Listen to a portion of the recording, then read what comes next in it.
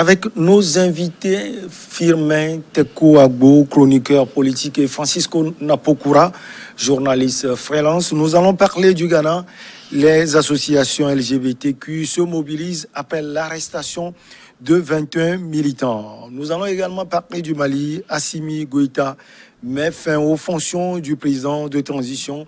Toujours au Mali, la Russie bloquera toutes les résolutions contre la junte militaire. Et puis Togo, une manifestation d'enseignants dispersés. Chers amis, bonsoir. Merci de répondre à notre invitation. Firmin, vous allez bien? Je vais bien, Michel Takpa.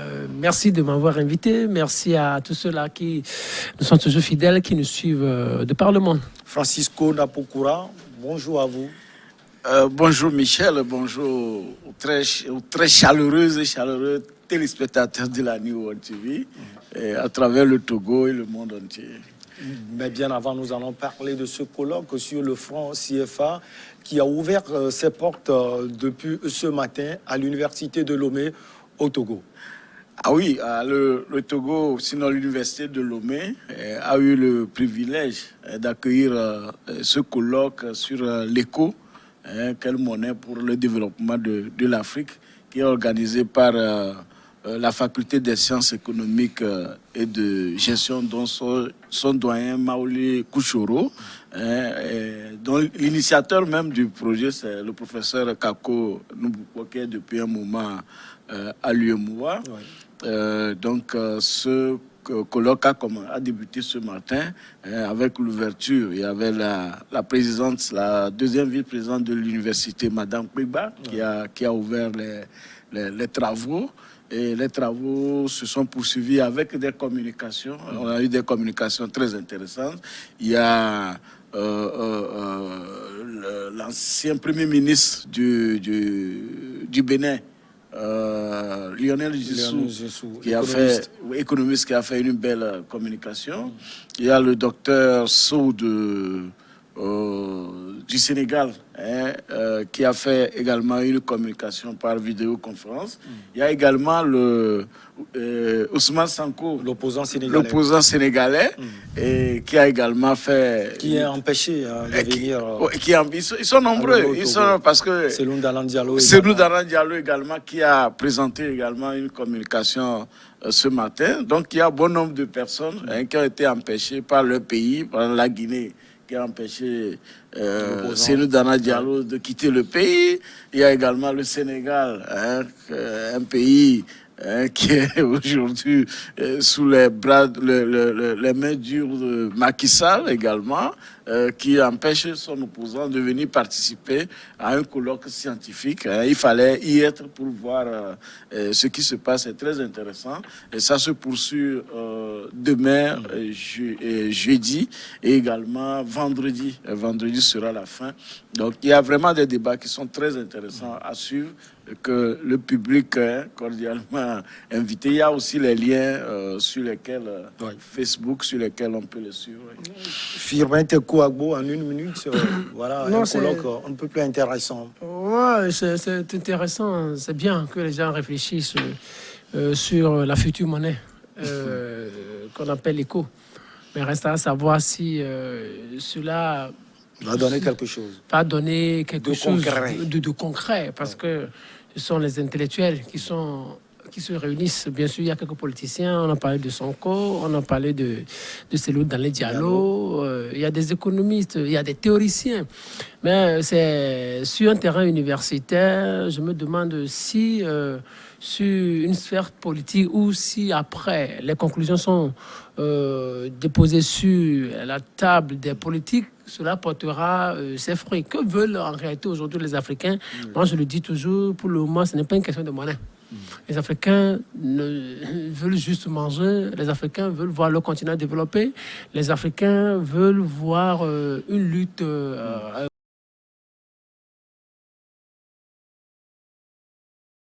Les Africains veulent l'eau, les Africains veulent l'électricité. Donc, les infrastructures, c'est ce que les Africains veulent. Les Africains veulent une police non corrompue.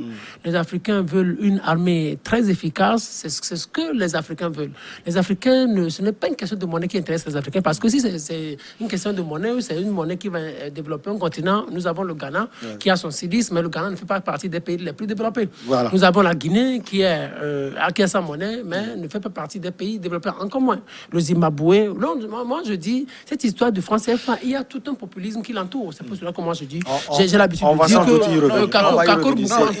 ce ne sont pas les sujets. Oui, ce n'est pas le sujet, mais vous permettez. Moi, je dis simplement. Le populisme, vous savez, si vous écoutez, par exemple, le passage de Ousmane Sanko, il a parlé de tout ça, la corruption. Est-ce que vous voyez, même quand vous écoutez Lionel Zissou, on a l'impression comme si, par exemple, la France remet les réserves, les réserves monétaires dans les mains des dirigeants africains. C'est comme si la France suppose que nos dirigeants africains ne sont pas suffisamment compétents ou sont tellement corrompus qu'on a peur de leur remettre. Donc, il faut assainir tout cet environnement.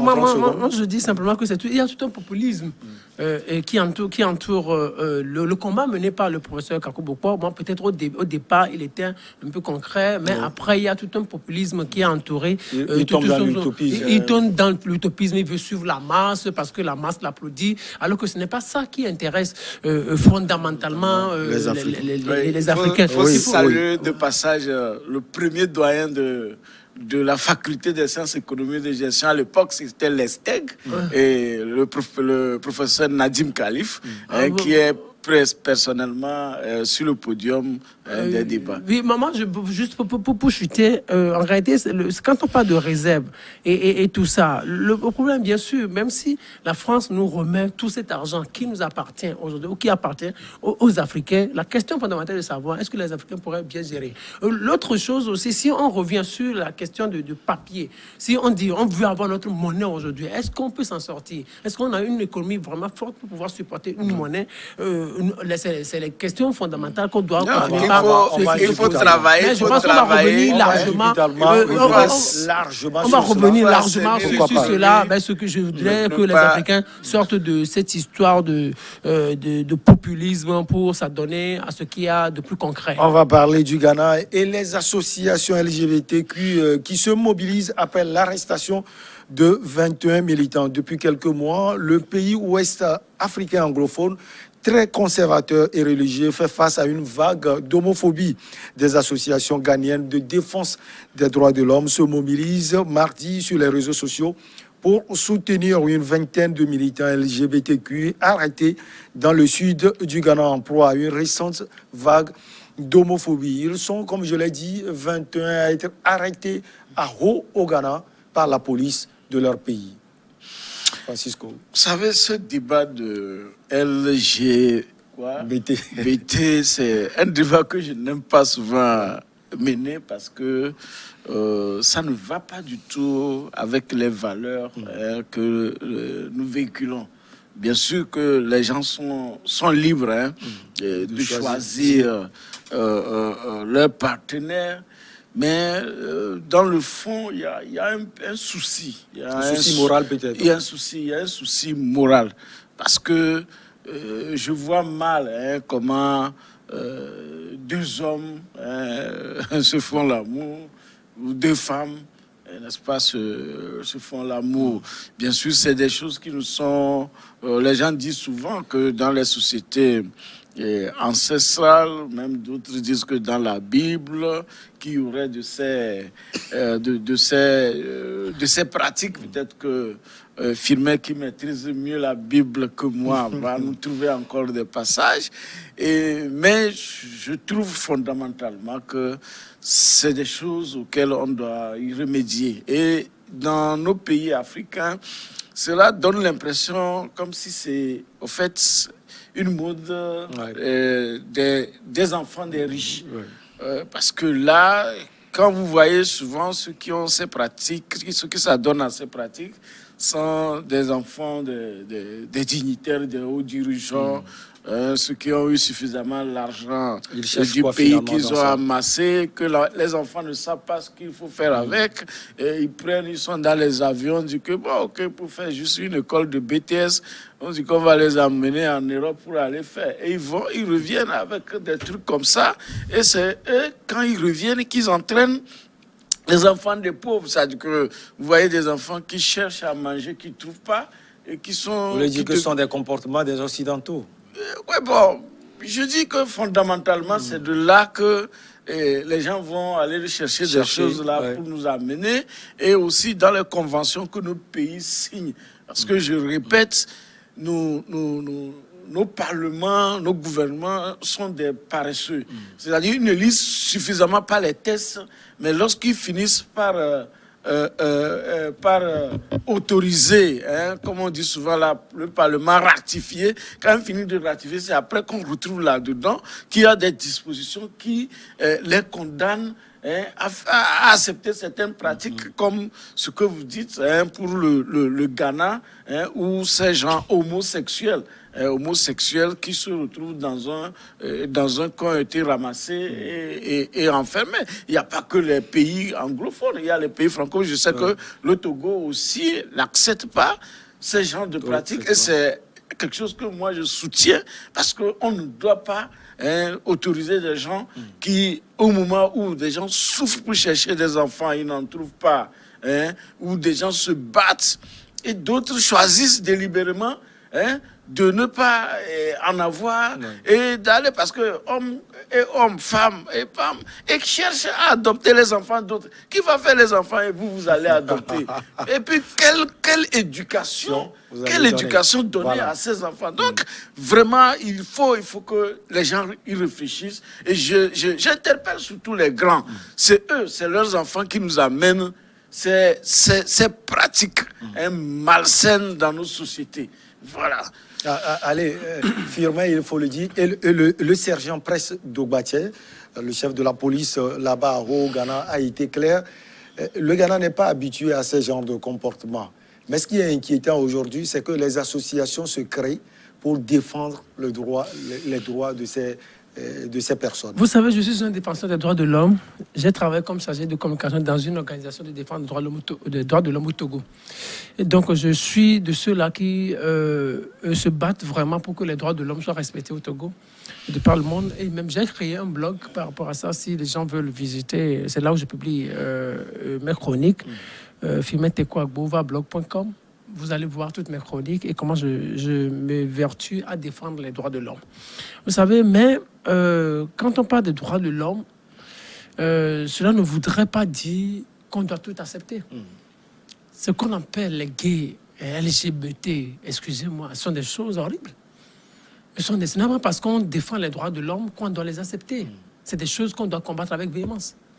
Bien sûr, nous sommes sur une chaîne internationale, mais nous sommes dans un pays, le Togo, qui combat ces genre de choses. Que le Togo n'a pas encore souscrit à quelque engagement que ce soit. Si vous le permettez, je me souviens du président Kenya, Uhuru Kenyatta, qui a répondu d'une manière violente à l'ancien président Barack Obama, et qui dit que l'Afrique a ses habitudes, l'Afrique a ses principes. L'Afrique a ses principes. Même quand vous voyez aujourd'hui dans le gouvernement de comment il s'appelle, de Macron, de Macron, avec son ami comment on l'appelle, comment il s'appelle, qu'on avait celui-là qui avait sur les soucis entre temps. Benalla. Des choses comme ça qu'on ne peut jamais accepter. Donc nous ici, on ne peut jamais accepter cela. Moi, je suis un chrétien, bien sûr, mais du moment où on défend les droits de l'homme, ce n'est pas de ces droits dont on parle. Ce n'est pas de ces droits-là dont on parle. Les LGBT sont des gens qui doivent être combattus. C'est-à-dire, ce n'est pas parce qu'on dit les droits de l'homme qu'on doit accepter ça dans nos sociétés. Encore que nous sommes en Afrique, nous avons nos coutumes, nous avons nos règles, nous avons aussi la morale. Vous savez, le drame, c'est que c'est la télévision, les feuilletons qui font propager ces comportements sur le continent africain. Moi, je ne sais pas si vous avez suivi, entre-temps, quand on était encore trop petit, il y avait un feuilleton qui avait été diffusé sur la chaîne nationale togolaise à l'époque, qu'on appelait Celle de Feu. C'est un feuilleton brésilien. J'ai suivi cela. Ça passe encore en boucle aujourd'hui. Même dans Dynastie, il y avait ces pratiques. Voilà. Donc, c'est un feuilleton qui avait été tourné en 1986 au Brésil. Mais ça a été diffusé pour la première fois au Togo en 1996. Donc, dans cette 10 ans plus tard. Donc, quand vous suivez ce feuilleton, il y avait un personnage qu'on appelait Jacinto Donato. Donc, c'était lui qui était homosexuel, qui était avec... Oui, qui était... Avec Mario Liberato. C'était son patron, c'était Mario Liberato. Il était comment on l'appelle? Le majordome. Le majordome de Mario Liberato. Donc, quand vous suivez ça, donc... les Occidentaux ou les Orientaux en général essaient d'envoyer ces petits signaux-là au continent africain pour nous amener à accepter. Pour les préparer psychologiquement. Et aujourd'hui, quand vous voyez la plupart des feuilletons, il y a de ces pratiques dedans. Et c'est ce qui inspire les jeunes aujourd'hui. Et c'est ce qui inspire les jeunes, c'est ce qui amène les jeunes à s'adonner à ces personnes doivent être détenues pour dissuader les autres. Oui, ces personnes doivent être détenues et les gouvernants, en réalité, doivent prendre des mesures vraiment dissuasives pour que ces comportements-là disparaissent dans nos pays. Ça doit être absolu. Et vous savez, à une époque donnée, dans ce pays, au Togo, quand il y avait les coins comme les Africa Queen, Kakadou, Kanadou, où il y avait excusez-moi, des prostituées, en fait, excusez-moi, parce que quand on parle de prostituées, on ne doit pas être jeter de l'eau sale sur les gens. Mais qu'est-ce qui s'est passé? L'État togolais avait sorti des décisions où on arrêtait les dames. Quand on les met, par exemple, au commissariat, c'est au moment où vous sortez, c'est-à-dire que c'est que quelqu'un venait acheter le timbre pour vous faire le mariage. Ça s'est passé dans ce pays. On a eu de grandes personnalités, de sommités, qui ont été issus de ces gens d'union. Moi, je pense que ces gens-là, quand on les prend, mais il ne faut pas qu'ils ressortent. Il faut d'abord qu'on les éduque quelque part. Et puis après, à la sortie, qu'on leur trouve, si c'est femme, qu'on leur trouve un homme. Si c'est un homme, qu'on leur trouve des femmes. Et puis, il a dit, c'est des émissions de grandes personnalités qui sont devant. Il a parlé de Macron. C'est des choses comme ça qui abondent partout. De Benalla. Voilà. Non, moi, ce qu'on peut dire... On va marquer juste la pause, une petite pause et on revient. On peut encore en parler 5 minutes.